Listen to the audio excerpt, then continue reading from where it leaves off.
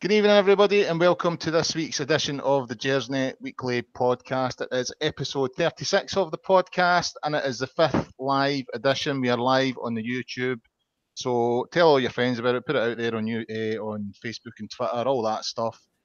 Get as many people listening as possible. You can interact with us tonight via the comment section on YouTube. So if you want to make any comments to what we're saying, if you want to join in, please by all means do so. If you've not yet subscribed to the pod, please do that. If you want to leave comments in terms of how we're performing, as long as they're constructive.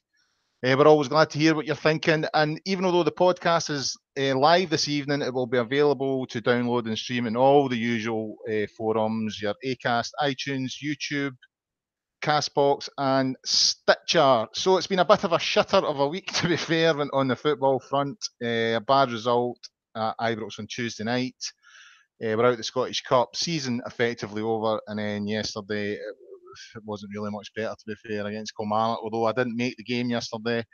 But my two guests, they certainly did, so we'll cover the Aberdeen game, we'll cover the Killie game, and then we'll have a wee wider discussion about where we are in terms of the season overall and where we go from here, because let's be honest, folks, it's not quite turned out as we'd all hoped. So joining me tonight on tonight's show, it's one of the Gersnet stalwarts. It's Pete. How are you, Pete?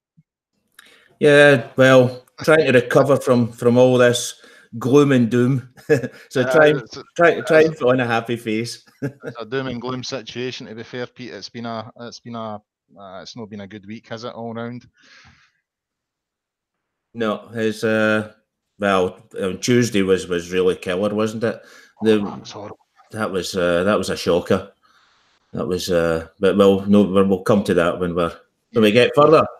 Get further into it. And also joining us this week is Stephen Clifford from Four Lads Had a Dream. How are you, Stephen? Are you feeling as shite as the rest of us? Well, it's difficult. We've had a tough week, haven't we? So it's difficult to be really optimistic. But you know me, Colin, I always see or try and see the positives in things, and I don't think it's. Well, you'll do well tonight, to be fair to you, Stephen. I'm going to be positive tonight, guys. I'm going to try my interesting best strategy. Let's see how it works out for you. Let's see how it goes. Yeah, let's see how it goes. Right, we'll start on yesterday's game now. I didn't make the game yesterday, so in terms of what I can offer, it's very little, fairly limited, other than what I've read in the papers and stuff. But one thing it did get me, obviously one each against Kilmarnock. We've dropped another 2 points behind Celtic. They got yet another last-minute winner today. That's their third last-minute winner since the Christmas break, the winter break. Mind you, if the referees keep on adding 7 and 8 minutes, what else is going to happen, I suppose? But, more sort of leeway lost in the title race. Stephen, I'll come to you first. As I said, I kind of followed the game on Twitter yesterday. The first thing that gave me a wee bit of the alarm bells ringing was when I saw the lineup. I thought there was a couple of strange selections in there, especially in the midfield with Davis and Koulibaly coming in. What did you make of Gerrard's selection? Well, first of all, I thought you had to make changes from obviously Friday night and then Tuesday. It's pretty obvious to me that we are running on empty as a squad. There's a few players out there that are just they look knackered, to be quite honest. Candace is the one that immediately springs to mind, and something I said to you earlier in one of our first pods in the start of the year was that we are a good side when everyone plays well, and we don't have enough good players to be able to have some of the squad having games where they're 5, 6 out of 10s. We're a good squad of squad players, and then you've got Alfredo, who kind of he obviously is our star man. The problem with that then, when it comes to things like yesterday, is that Arfield and Jack have been injured, and have been injured now basically since January. So they are the ones that are capable from the players of being able to produce your 8s and 9s out of 10s. So when he has to change it, Koulibaly and Davis coming in, I mean, I wasn't as kind of down on the team selection as others seem to be. A lot of people shouting for Ross McCrory, but Ross McCrory, Rangers don't need Ross McCrory in a game like yesterday. The problem that we're having at the moment doesn't require Ross McCrory and Glenn Kamara in the same team. The problem isn't stopping the other teams as such. The problem is breaking teams down and trying to do something in the final third. The amount of possession we had yesterday, it was tippy-tappy, sideways passes, and what really kind of struggles and is we don't have a midfielder capable of taking a shot, taking a touch and playing a through pass and stuff like that. So the selection didn't bother me. The one thing I suppose the major surprise for me was that Katic came in for centre back for Worrell, because in my opinion, Worrell, since his mistake at Rugby Park, has been our best player. If Katic had come in for Goldson, I could have understood that, because he, in my opinion, is another that looks pretty fatigued mentally and physically. So selection aside of the Worrell thing, didn't really surprise me too much. Stevie G's got to try and do something. He's got to try and sort the final third, and he obviously thought that Davis bombing forward and even Koulibaly to an extent would bring us more. So I wasn't. I mean, I get some of what you're saying there. I mean, and the final third thing, I know there's a couple in here. I know Ross is a big fan of him, but there's one player I'm now really starting to doubt in terms of what he brings to Rangers, and that is Candias. I think he's fairly one-dimensional. I think the quality of his balls into the box recently have been poor. On Tuesday night there against Aberdeen, I counted 5 times. He had really, really good opportunities and good positions, plenty of space to pick out a pass, to put a dangerous ball into the box. 4 of them hit the first man, and the other one, I don't know if you remember, it was in the first half and it went past everybody, and it was a really good break. And I just feel, I agree with you, our main problems are in that final third, and I just look at Candias at the moment as probably being the weakest link. Kent is probably guilty as well sometimes, I think, but he probably less so. I think you get a good game out of him 1 and 3. I think Candias is down to 1 and 5, 6 now when he really turns up. And I only found out recently that Candias he's like 30, 31. And I think a player at that stage of his career should be offering more than what Candias is. But I kind of, when I saw Koulibaly in the team yesterday, I was one of them that kind of thought, if you were going to make a change there, then maybe Ross McCrory would have been the one to bring in. Pete, did you see the game over in Germany? Yeah, I seen it. I was watching it. Yeah.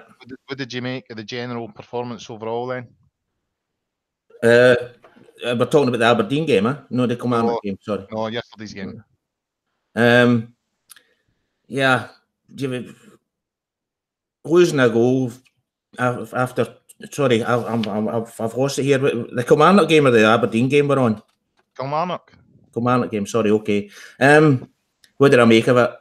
It was just like hitting your head against a brick wall, like we've been doing for many games now. The sort of a St Johnstone game comes to mind. You sort of know right away there's nothing happening. And if you look at the way Kilmarnock set up, it was just totally defensive. One guy up front and the rest all in defence. And it was just if Rangers get the ball, get into an attacking position, then scythe them. That seems to be the way they play. And I was actually glad that guy Power went off, because I don't see any football in that guy. He just runs about kicking everybody. And that's the way it went. Surely we need to be able to match that, surely, Pete. If teams have been physical, this is Rangers Football Club you're talking about here. Domestically, you come up against teams like Kilmarnock and stuff like that, no matter what they throw at us, we should be able to deal with that. I don't know, did you watch what Wolverhampton against Man United last night? At least it was a lower league team. Don't mean a lower league team, but lower in the league. And they actually came out and attacked Manchester United. But you just don't see that in Scottish football, do you? They just I mean, it was the same with Dundee and Celtic, as far as I know. It was just Dundee playing with actually 11 men behind the ball, all in their just about their 16-yard line. And yeah, that's just the way Scottish football's going to be. But you've got to try and get players that can play a killing pass. And yeah, we've all our midfield players are virtually sitting midfield players. Yeah, I think that's an issue. I really do. I think there's too many players in that sort of middle three that do a similar job. We don't have anyone that can, as Stephen said earlier on, a lot of the passes are sideways. There's nothing that splits a defence in two, gets defenders turning and facing their own goal. There's nothing like that coming through in midfield. It's all very easy. I mean, I'm sure the stats in terms of completed passes are through the roof, but it's all 4 or 5 yards sideways stuff. There's nothing going forward that as I said, makes a defence turn and makes them sort of face their own goal and put them in a position of, oh, we're panicking here. The minute you make a defence turn, this is how I view it anyway, you've got them in trouble. They're facing their own goal. So if you whiz a ball across the face of the goal, they've got to deal with that. And I don't think there's enough players in that midfield to do that, to sort of split a defence in two and get them facing their own goal and getting our forwards running at them, you know what I mean, and creating that wee bit of chaos. It's all very slow, but what side to side stuff and predictable, and what kind of it's always in front of a defence. It's always in front of the team we're playing. We never get in behind them. You know what kind of player we actually needed? I don't know whether he was good enough, but that type of player is Windass, Josh Windass. You were going to say that. You were going to say that. I don't think Windass would have been the answer. But one thing he did give us is goals. I don't rate Windass as a player, but 19, 20 goals he got last season. I'm not convinced we've replaced that in the side. We're missing that contribution from him. But overall, he still had a huge ability to disappear in sort of bigger games and stuff like that, I certainly don't think Davis in the midfield. I mean, he played better than he has been playing, and he's certainly trying his heart out. You've got to give him that, but he's not the player to break down defences. No. I mean, he did have one great good shot that the keeper tipped over the bar, but that was it really. I agree. We are lacking that sort of creativity. There's no doubt about it. Stephen, coming back to yourself now, after we beat Celtic, in the last game of 2018, we sort of saw that as an opportunity. That's us. We were levelling points, albeit they had a game in hand, but we were levelling points. Going into the winter break, it seemed like we'd done some good business in January. We've came back and we've dropped points now against Kelly twice, against Hibs, St Johnstone, and actually that game seems to have given Celtic the kick up the arse that they needed, rather than giving us the belief to go on and challenge for the title. So what's happened? Why is it all went wrong? Interesting question, really. Let's go journey back to our form before we played Celtic, and it wasn't too dissimilar to what we're getting now. If you remember, we had draws with Hibs, home and away. Memory serves correctly. We had a kind of close victory at St Johnstone. I can't remember what else we had in December, to be honest, but I remember it being patchy. It's Dundee as well. We drew against Dundee. Well, yeah. This season's it's always been one or two good games, draw. One or two good games, defeat, draw. One or two good games. What's happening now isn't a surprise in terms of how the season's gone, and it reflects on what. And this is a point I've tried to make to people. There's been a lot of reaction saying that Gerrard's time's up and things like that. Not from a huge kind of following or whatever on Twitter, but there is an underlying people that have kind of lost their patience with him.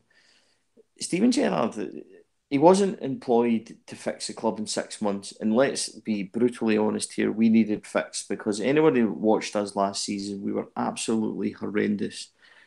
from the point of view that we were losing 5 at Easter Road, 5 against that lot, 4 against that lot, we were brutal. Now, what's happened this year is that phase 1 is done, it's complete.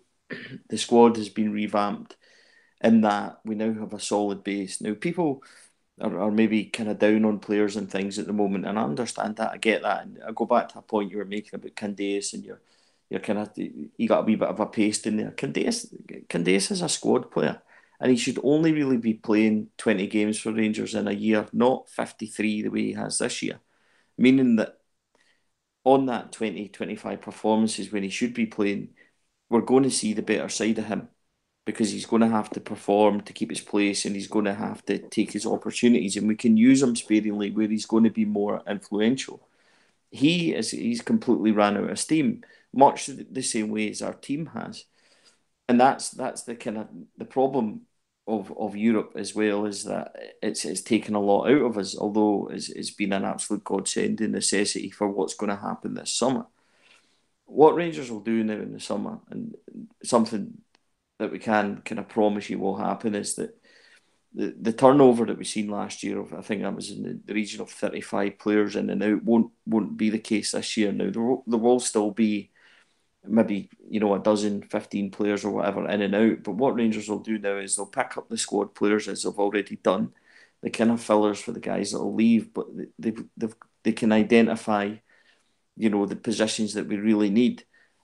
And with that base of the squad players that we have, we can go and get a proper number 10, a proper couple of wingers, a centre half, and a striker, and kind of go from there. Properly pick them out, quality over quantity. So I think that goes back to where we are at this minute, in that you're asking what's went wrong. Well, what's went wrong is teams have kind of found us out. If you come and play against us and come up and have a go at your likes of Hearts and people like that, that's why we can pick you off. And even that Celtic game at Christmas, they don't defend. Anybody that watched that game yesterday, Kilmarnock were sitting with only Brophy for the first couple of minutes, and then the boy who plays them, McElneny, I think his name is, they were the only ones pressing. The rest of them were in two banks of defensive units, 5 at the back, 4 in front, 1 boy chasing. And we struggle because we don't have, Kent doesn't have the space. We've not had a fit and on form Arfield who can get beyond Morelos because there's no space. And teams now just suffocate us. And like Pete was saying, any time that we got away from Kilmarnock yesterday, they just ripped us down. There was one on the wing against Gersnet, there was one in the middle, the same player. And we just don't have, it's kind of more like a huff and puff attempt to break teams down. The only time we got a proper ball into Morelos was, I think Davis was the assist yesterday, back to goal, tight on the marker so that he can spin him, and we didn't do that enough. We didn't do it once or give Defoe that ball once, and that's what he's good at as well. We need to address that. Gerrard knows that. Gerrard's not silly, but people at the moment are down and understand that. But if you take a step back and look at it, the groundwork's done. It's now on to phase 2. We can add quality, and we aren't that far away. People are saying that we're miles away and we're this. Believe me, we're not. A couple of draws this year, turning into wins and things like that, and that's what we'll address in the summer. We have to be patient. We have to remember how bad we have been. Caixinha set us back years, and we have to accept that was a mistake and allow Gerrard the time to turn it round. That doesn't mean that he's beyond criticism. It just means that we have to just take a breath, look at where we were, look at where we are, hope that we can finish strong, and then regroup, and let's get ready to go again. This summer is probably as vital as any transfer windows have been in recent history of the club. Pete, there was an incident yesterday again with Alfredo Morelos. Now, I don't know about you guys, but I'm becoming quite tired of the whole thing. Don't get me wrong, he doesn't help himself at times, but I think it's exaggerated. I think everything round about him is exaggerated by the media. I think referees are now going into games looking to book him. I think Tuesday night was an example of that in the Aberdeen game. And there was another incident with him and Kirk Broadfoot yesterday. Now I haven't seen it, but I've seen a lot of comment on social media, and given the way things have went with the compliance officer, and the stats that exist, when it comes to players getting retrospectively cited, are we now looking at Morelos possibly missing that Old Firm game? Well, the incident was, from what I seen of it, it was Broadfoot must have shouted something at him on the park, because Morelos turned round all of a sudden, and then Morelos walked away again, and Broadfoot went up to him, caught up with him, and stood in his heel. And that brought a reaction of Morelos that he pushed Broadfoot away and then just walked on. So for that incident, you're really clutching at straws if you're going to take him retrospectively for that. But have we not seen for the compliance officer this year that when it comes to Rangers, she's perfectly prepared to clutch at straws? Yeah, well, you would need to. I mean, for me, what Kent done, pushing away the Kilmarnock player, that was actually worse than what Morelos did. I mean, the guy didn't even fall. It was just a slight push, really. And I can't see it, but I don't know. You had said before the pod that something might have happened in the tunnel. I don't know about that. I haven't heard anything about that. Yeah, well, there was comments in the media today, and I think both Gerrard and Stevie Clark commented on it. Stevie Clark seemed quite keen to dob Morelos in, saying there was definitely an incident, and I'm sure it's captured on camera and all that kind of thing. And it just seems to me that when it comes to Morelos, it's so out of control in terms of the sort of pressure that he's now under. And Gerrard commented on that yesterday, saying he wants him to be on the park more. He wants him to be available for selection more in terms of not getting stupid bans. But what can he do as a manager if players are going out there and kicking, seven shades out of him? And when he reacts, he's the one that gets sent off. He's the one that gets the bad reputation. And it's becoming quite farcical when it comes to Morelos, if I'm being honest. Colin, there's a reason why this is happening. And the reason why it's happening is Rangers have a potential gold mine in Alfredo Morelos. He is the star man. He's the best player in the country. We know that. And people are targeting him. And instead of talking up the fact that we have a young Colombian international and talking about what he does good, they don't want Rangers to have what we have. They don't want Rangers to possibly get 20 million. So they will get any idiot in the media to come out and say he's worth 5 or 10 million. They'll do anything they can not to bring themselves to admit that Rangers have got a star man, a potentially world-class player, and that's how good they rate Alfredo Morelos, because he is. He'll go to a massive team and we'll get big money, and they don't want that. So any opportunity they will take to drive down his value, to badmouth him, to have him banned. And as Pete said, yesterday was an absolute nothing incident. When you think about the elbows and the tackles and everything else that Morelos gets during the game, I'll hark back to something I've said. For all Morelos' red cards, for all his apparent yellows, and how much of an animal and a dirty player, and they've said he's a psycho and everything else, he's never once injured anybody. He's never once went in with a bad tackle. He's never once done anything like that. And we have a country now that are hell-bent on a witch hunt against them. And nobody will tell me otherwise. Rangers have got a fantastic player, a big money player, and we're going to sell him on, and we're going to benefit from that. And they don't like it. And that is the simple fact of why this keeps happening. Can I just say about the video camera in the tunnel? The big thing these days is losing evidence. So probably Rangers can lose the evidence in that one.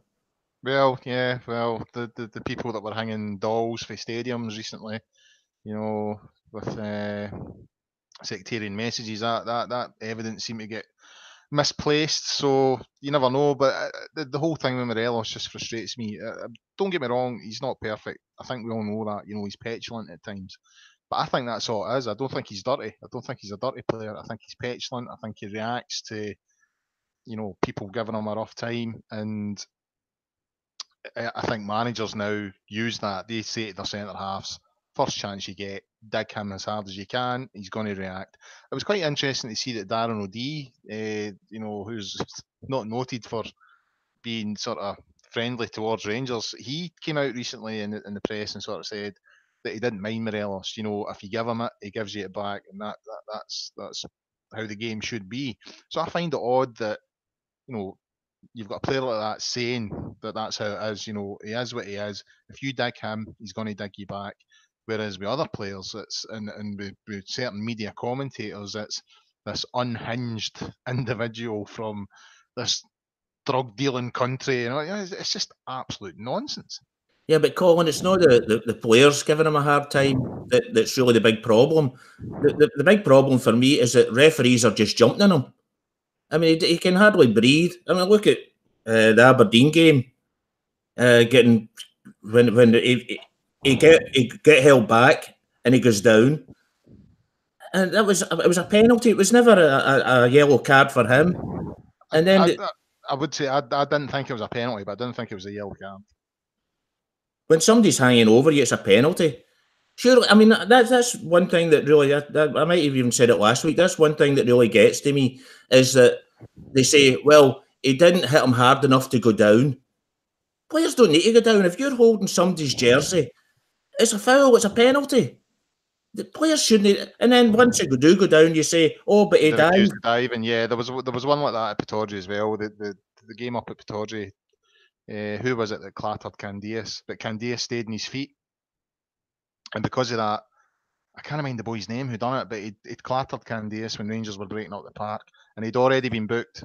Now, if Candias had went down, the boy was off the park, and Rangers might still be in the Scottish Cup. But Candias stayed in his feet because he thought there's a break on here. If I get a good ball in, we're through, and I think Morelos was offside or something like that. But the referee still has to pull that back. He still has to say that was a foul. We've played the advantage. It never came to anything, so it's a foul, and you're getting booked. And it was the same with there was an incident at Hibs as well with Gray. He absolutely clattered Morelos. Now it was worthy of a straight red in its own right, I thought. But again, he should have been booked earlier in the game. Wasn't, got a yellow card for that. If he'd received his booking earlier on in the game, he would have been off. And again, that could have changed the game.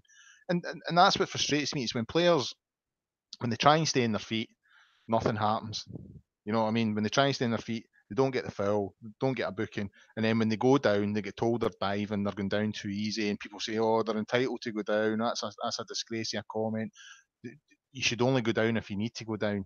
Well, sometimes a player tries to stay on their feet, and if they do that, that doesn't mean it's not a foul. You know what I mean? But the one on Tuesday night, I didn't think it was a penalty, but no way in my book was it a booking. And the fact that went to, Rangers have appealed that and it's went to the compliance officer and they've upheld that decision, I think that tells you everything you need to know as well. Yeah, anyway, that was a joke. That was a joke. It is what it is. Right, we'll move on from the Kelly game. A wee quick squint at the Aberdeen game. I was at the Aberdeen game on Tuesday, and I have to say, it's probably the worst I've felt coming out of Ibrox at the end of it in a while. And there's been a few kicks in the teeth over the last couple of seasons, but just that feeling of sort of realisation that it was going to be another season without a trophy. Again, I'm imagining it was kind of similar yesterday. Really, really struggled to break Aberdeen down. They just came well organised, got the sort of the break with the mistake that gave them the goal.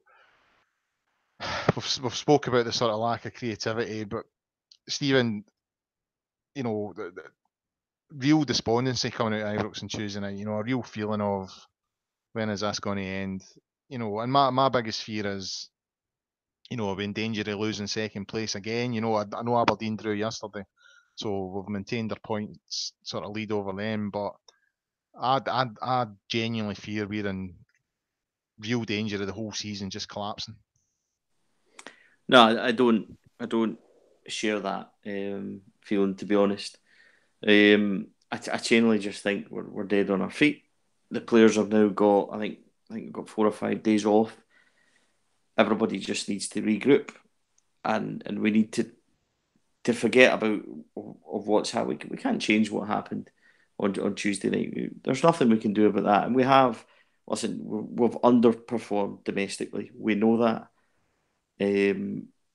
But I'm going to say something here that's hopefully it's getting taken the right way. I would rather we underperformed now when it's maybe away from us already, so that Gerrard can see it. I want him to see what we are seeing in terms of knowing that certain players aren't good enough. Certain players that he's brought in need to be automatically moved on, and that we have a base for a squad and it lacks that kind of star quality aside of Alfredo, which I mentioned before. So where we are at the moment in these last 3 games, Gerrard is seeing and feeling the same frustrations that we are, and that means that he'll need to go and fix it. So in terms of, and what I'm trying to get by that is by saying that the Hibs game and the Kilmarnock game yesterday and things like that, when we drew with St Johnstone at home 0-0, that was it for me. It was done. So him seeing that now, we aren't able to kind of polish over or gloss over the deficiencies of the team. He needs to sort it. And that's where it goes back to the summer to be ready for next year. So if that happening now ensures that we get the answers and we're ready for next year, then I'm not willing to accept it because I want us to win every single game, obviously. But if it means that we're going to fix it in the summer and be ready properly next year, then it's a good thing for me because we're going to be ready then. As I'll say it again, I think we've drawn 9 games this year. 9 games of all being the same as yesterday. It's like a recurrent theme. If he can fix that, then we will not be far away. And remember, our opposition, who are currently kind of dominating, they'll not be strong next year either. And if they appoint the man that's caretaker, that'll be a godsend for us as well, because he is what he is. There's a real opportunity for us. It's about taking it and seizing it. So let's regroup and get ready to go again.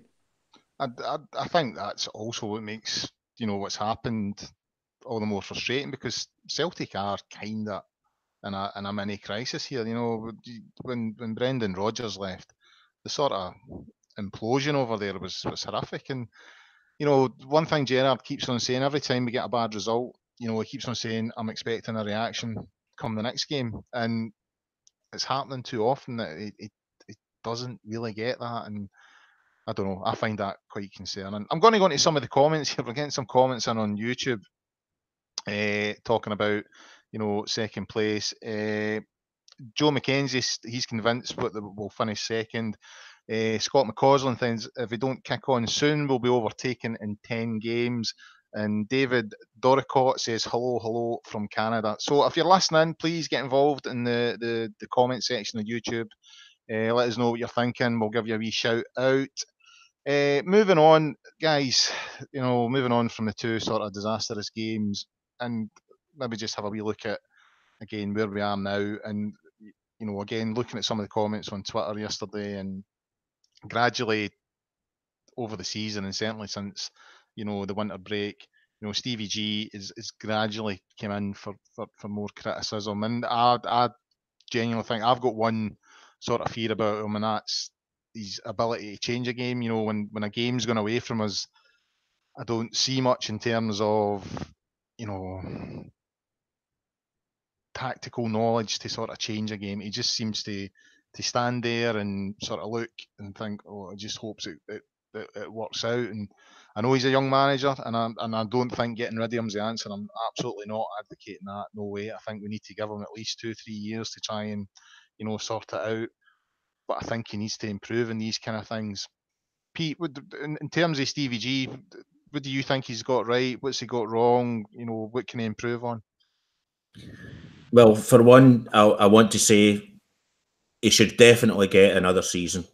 To even think about sacking him now would be just stupid for me. Funnily enough, I read during the week, one of the players that he doesn't seem to like is McCrory, but McCrory hasn't played in any of the defeats we've had this year. So that sort of puts, not that we might not have get beat of McCrory, because that's always possible, but I think McCrory, he defends the defence better, and he also passes a ball forward more than Jack.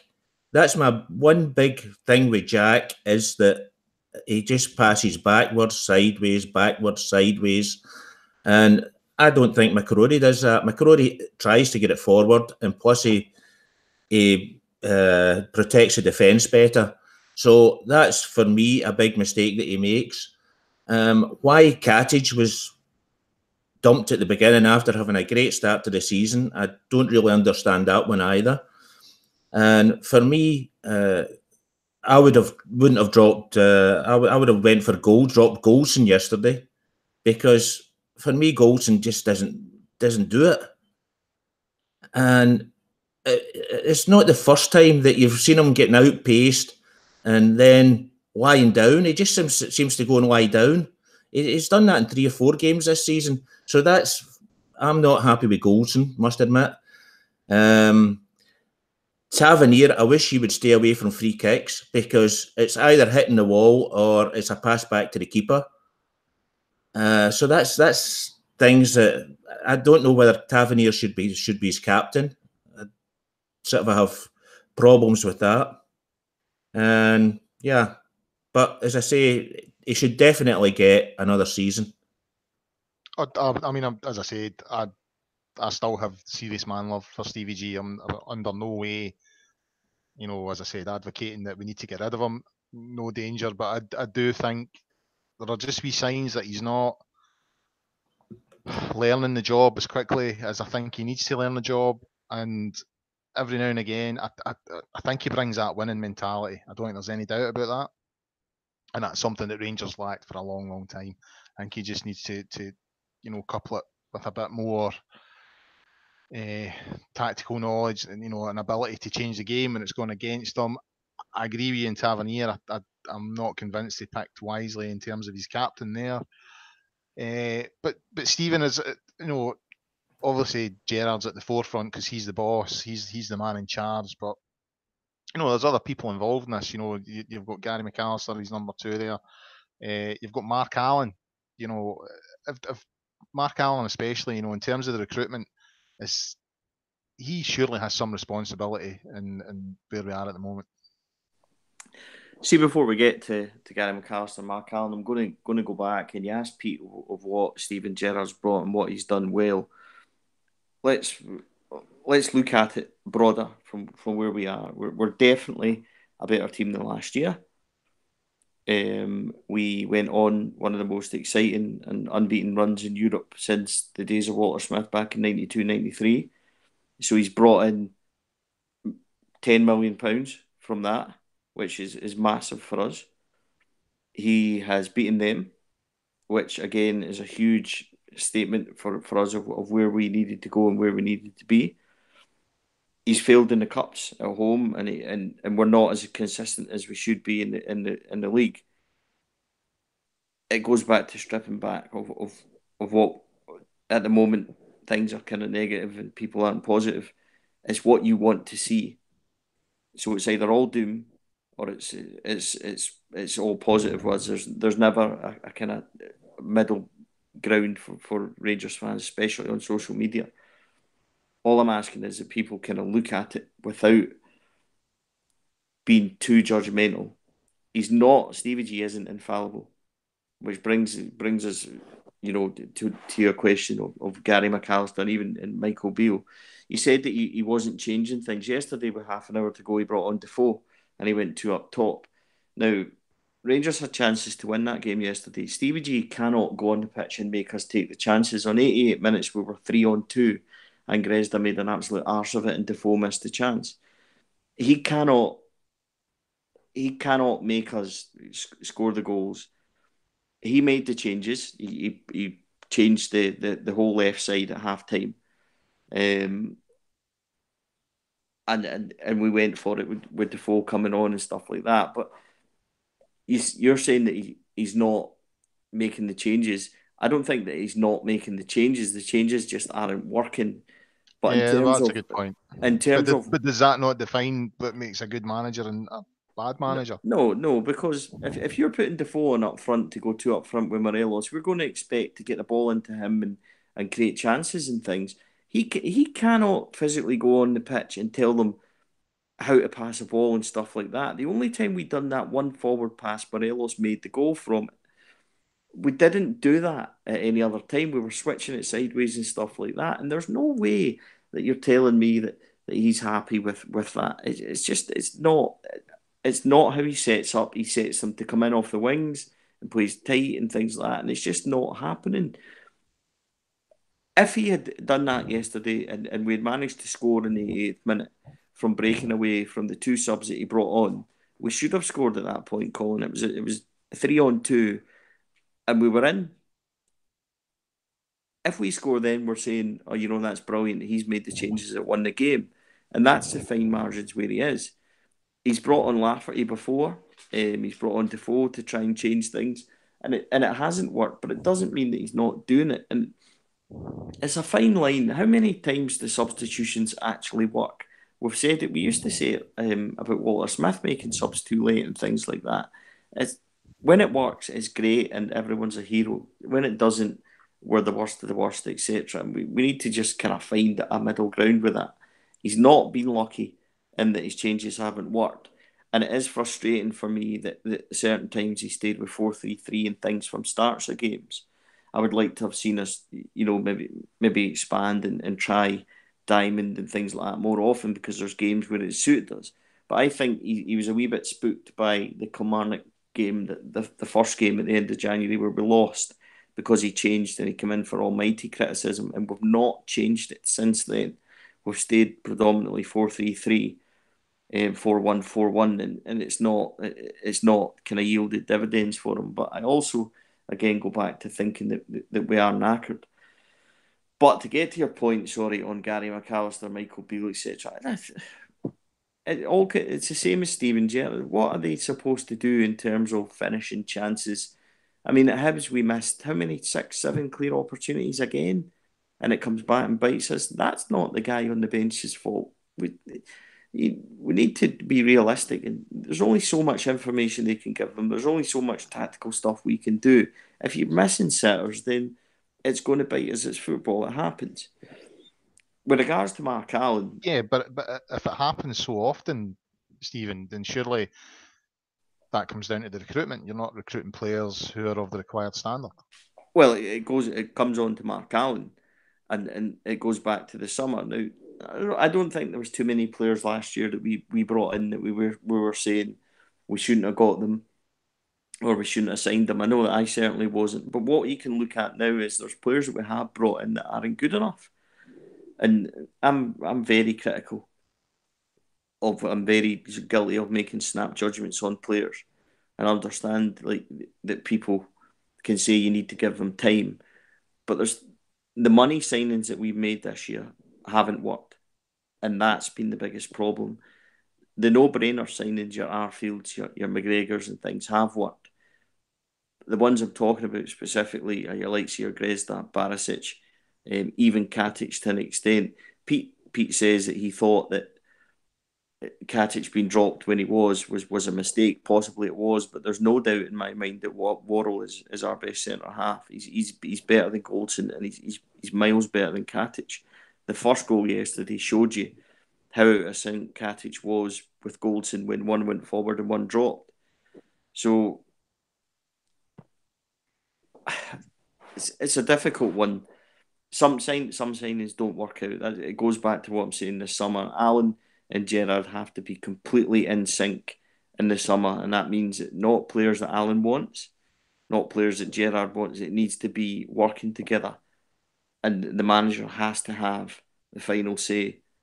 It can't be a case of maybe getting players that he didn't necessarily want and things like that. And there's been stories of that happening. And of course, it's easy when we're not winning because stories like that always seem to come about.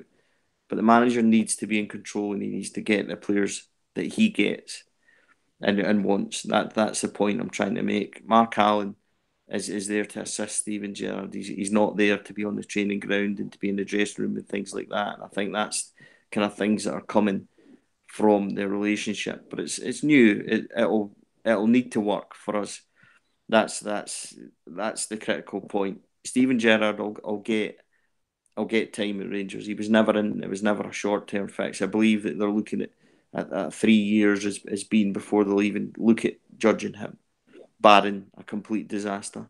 So this summer becomes absolutely crucial for him, and it needs to work. And that means that Alan, he needs to produce, and we need to get better. I'm sorry, but we need to get better than the likes of Barisic and the likes of Gersnet, because for me, they're never ever going to be Rangers quality. I'm sorry, I've looked at them and I've watched them, and it may be harsh, and people are probably saying that's an idiotic comment. That's fine, but in my opinion, these guys won't be here past the summer. And if we're spending money, $1 million, $1.5 million on guys like this in the summer, then we need to make sure they're spot on and they're correct. Stevie, can I just reply to that? I'm certainly not against Gerrard. I think he's doing a good. Well, results aren't great, but I think if you look at some of the football that we play when we are playing good, it's absolutely brilliant. It's breathtaking. So I'm certainly not against Gerrard, but I just and I also think the bad spell. When you said the bad spell might be a good thing, it might put Celtic into a false sense of security as well, and Lyle will keep his hand in his pocket, so it might be good that way. But I'm certainly not against Gerrard. It wasn't a suggestion. It wasn't a suggestion you were against Gerrard. You had mentioned about Cat. It's just a difference of opinion on that. I think it's fair to say that every kind of level-headed person is still behind Stevie G and still sees where we want to go. But the problems, that's what I mean, getting back to what I said before, the problems we're having now and not breaking down teams and things like that, it's all the same repeated pattern. So if he doesn't address that in the summer, and I don't for 1 second believe that we won't, but if he doesn't address that, then that's where, for me, he's putting himself on the line, and we won't be able to defend him, if that makes sense.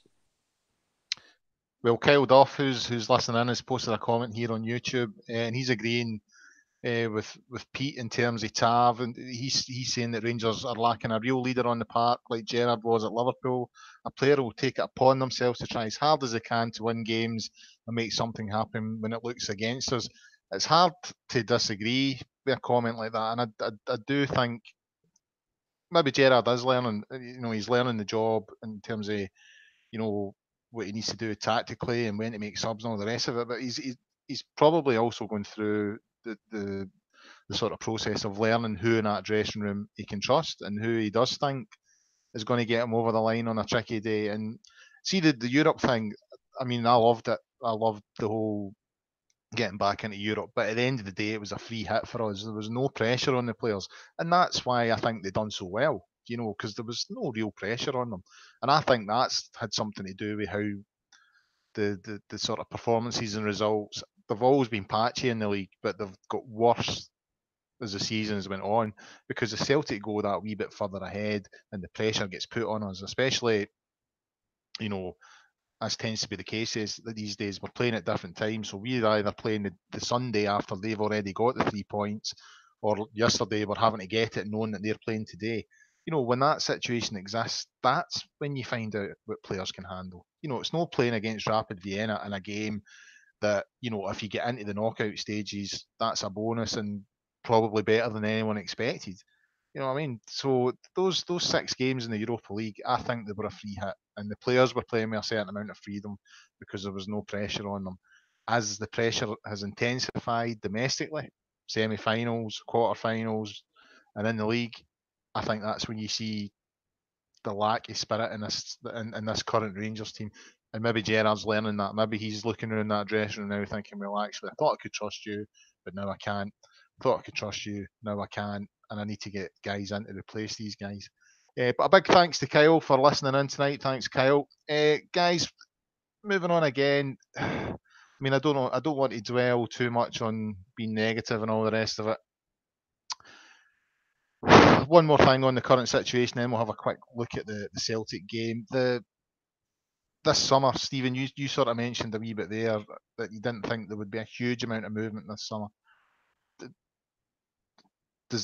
Do you think that's the case then? It'll just be maybe 3 or 4 coming in?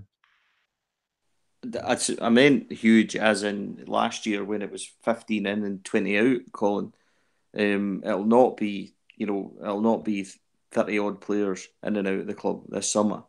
But I can reasonably see us bringing in, a side of the 3 that we think are done. There's no obvious confirmation on that, but aside of the ones they're talking about on Bosman's and things like that, I can see us bringing in 4 or 5 money signings for key positions with the budget he'll get. Aside of Morelos, possibly, or even Tab or things like that, moving on, then he is going to get a kind of decent budget in terms of probably more than any manager has seen in recent years, because we have to make that investment to bring them in. But it's going to be, it goes back to what I was saying. We've built the squad now. The squad is there. It'll get trimmed. Some players will leave. The squad bodies will kind of go. There'll be some players who've bought in that will move on because it hasn't worked. But in terms of, my comment was that there won't be a huge turnover in terms of 35, 40, but the turnover, it wouldn't be a surprise to me if we see us bring in total around 10 players in terms of the guys that we've already lined up. And in terms of the ones that we are looking at and we will spend money on. So I don't want it to be confusing in terms of thinking we're maybe going to get 1 or 2 in. I think it'll be a lot more than that. It just won't be a huge turnover of 35 players. Pete, does, Stephen had sort of indicated that, it would be 3 years, and barring a catastrophe, Stevie G would get those 3 years. If he doesn't win a trophy next season, do you think he'll get his 3rd year? Well, yeah. I think Rangers have put so much money into him that they've really got to go with him, because it would take a huge payoff to get rid of him and his team. So, but I mean, I think he's had 1 season. He's a rookie manager, and he definitely should get the time. I mean, if you look at one of the big names was Alec Ferguson. If Manchester United had sacked him at least the first year, I don't know their history that good, but I know the first year, maybe the first couple of years, he had disasters. It took him 5 years to win a title. Took him 5 years. Well, there you go. Yeah. And no, that's one of the things that it takes time. We can't keep chopping managers. I think Stevie G, he knows what he's talking about. He's great with the press. And I think he does get the best out of footballers, because I don't think some of the footballers, if you look at Andy Halliday, he's brought the best out in Andy Halliday. I mean, Andy Halliday was shoved away to, where was it, as Bizershan or whatever you call it. But there's one of my names. There we go. We always get a Pete pronunciation in there. Andy Halliday's come back, and he's really done well, and so he's even pushing Barisic for a place now in the team. Some even say that he should be in front of Barisic, but he's certainly improving players, and I think that's important. Right, guys. Okay, well, I think we've sort of covered that. So obviously we've got the international break coming up next week. I don't think we'll bother discussing if we'll be supporting Scotland or not. Celtic game the week after that, the 31st at Celtic Park. Yes or no in terms of how we're feeling in terms of if we're positive? Pete, you feeling positive about it? Yes or no? Just yes or no? Yeah, I'm feeling positive. No? I'm feeling positive, yeah. Yeah? Yeah. Stephen? Yes, we'll beat them, and then we'll draw with Hearts during the week. That's a very specific prediction. Sorry, but it's exactly what will happen. We'll beat them. We'll cut the gap, and everybody will be delighted. And then Hearts will come and defend, and we'll draw one each. So sorry, it is exactly what will happen. Okay, well, we'll find out. We'll bring you back out in that. Want to touch on one last thing before we wrap it up for tonight. I'm conscious that we're sort of approaching the hour mark here. I saw a thing on social media the other day. Supporters that I've got, there's obviously only 850 supporters going to be there supporting Rangers on the day. Supporters that have received tickets for this have also received instructions that they need to be at the Velodrome across from Celtic Park by 11 o'clock, and they'll be escorted into the ground. If they miss that deadline, then they won't be granted access to the game until after kickoff. Now, I'm assuming this is all based on the problems that Celtic experienced at the last game in September, when quite a number of their supporters were involved in a crush, and it looked quite scary at some points. Why, Stephen? Why are Rangers supporters having to be asked to do this? It's only 800 fans. How difficult is it to get 800 fans into a game, and why do they have to be there like an hour and a half before kickoff? Well, we're being punished by the fact that their stadium isn't adequate, and it isn't up to the safety measurements that need to be in place. I don't recall 800 Celtic fans being forced to be in the ground at 11 o'clock on the 29th of December. But this all goes back to their first game this season. We went there and it was a shambles, and there was crushing and all sorts at their ground. And it just isn't the way it's set up, and the way it's Rangers fans are made to walk and stuff like that. It's just a nightmare. But I'll tell you something else. If you're telling me right now that the boys are supposed to be there an hour early, and you're going to tell the likes of my big pal, Big Robert Fulton, and the boys at the Grapes bar and that they need to be there for 11 o'clock, you're in for a hiding to nothing. It's not going to happen. And then they're going to turn around and say these boys with tickets they're not getting in.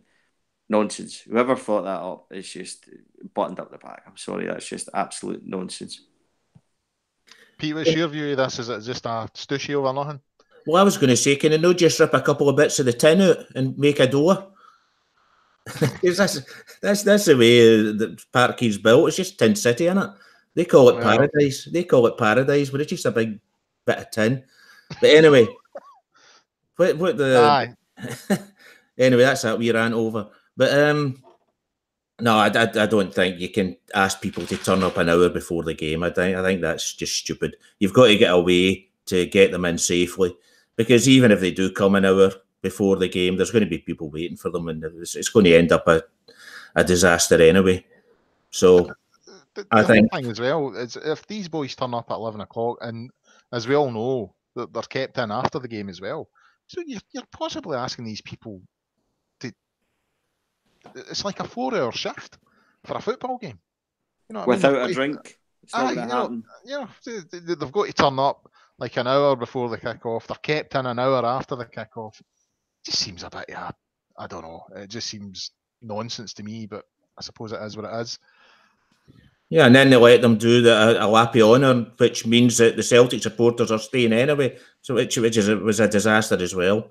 Yeah, well, that's a usual thing when they get 3 points in it, a lap of honour, or is it just against us? Or am I just being paranoid? Who knows? No, they done it today as well. Lenny ran the full length of the park to get to the Celtic supporters. Did they do the Ronnie Roar? I don't know what they done, yeah. Okay. Anyway, guys, I think we'll call it quits there for the night. So that's all for this week's episode of the live Gersnet podcast. Thanks for listening. Loads of comments on YouTube tonight, so thanks for that. Thanks for participating. Big thanks to Stevie and Pete for their contributions tonight. Excellent stuff as always. A big thanks to our audio engineer Graham. Don't have any information on the next show at the moment. Obviously, it's the international break next week, so not quite sure what we're going to do next week, but as soon as we know, we'll let you know. In the meantime, get yourself onto the Gersnet website at www.gersnet.co.uk. Loads of interviews, loads of articles there. There's the forums, lots of stuff. You'll enjoy it if you're a teddy bear. And so that's us for this week. And until the next time, thanks for now.